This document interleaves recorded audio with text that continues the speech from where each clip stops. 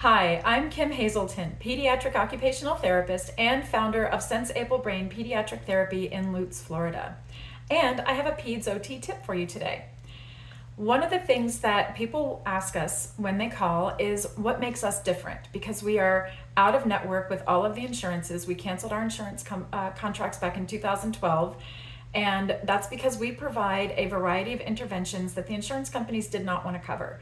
And we know when we stack these interventions, the evidence-based traditional interventions with the newer technology, the educational related interventions, and the things that are a little more experimental right now, that we get better results with the kids. We get it faster and it's more long-term.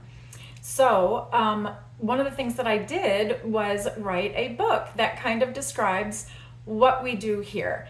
And that book is Neuro-Roots.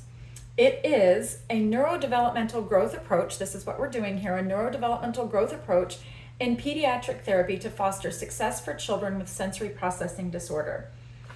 Now, one of the biggest things that I want parents to understand is that we are working on all at the same time, but kind of targeting different areas one at a time, but at the same time. So it's like if you're turning up the volume in 3 different areas, you turn up the volume in one area first, and then in another area, and then in another area. And I want you to see what we are looking at. We are looking at the sensory processing system, the reflexes, and the sympathetic nervous system. The sympathetic nervous system is the part of your autonomic nervous system that triggers your fight, flight, freeze, or fawn response.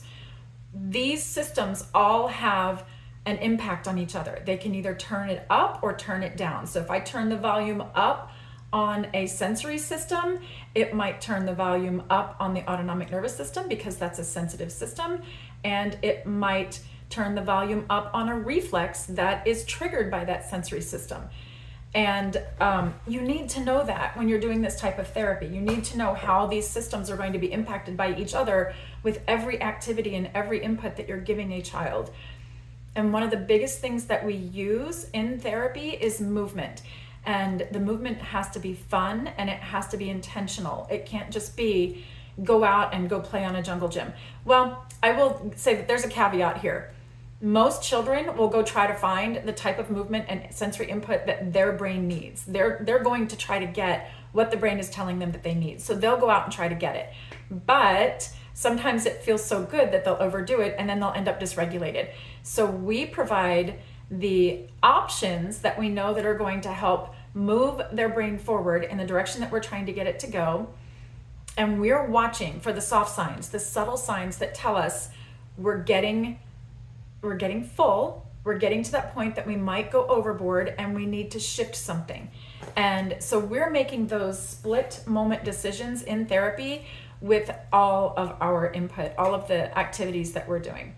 So I just wanted to share that is your Peds OT tip for today. That is why we are different than a lot of the other places that you could go. So if you have any questions or you want more information, please visit our website at senseablebrain.com. And I appreciate you joining me today, and I hope to hear from you soon. Okay, bye.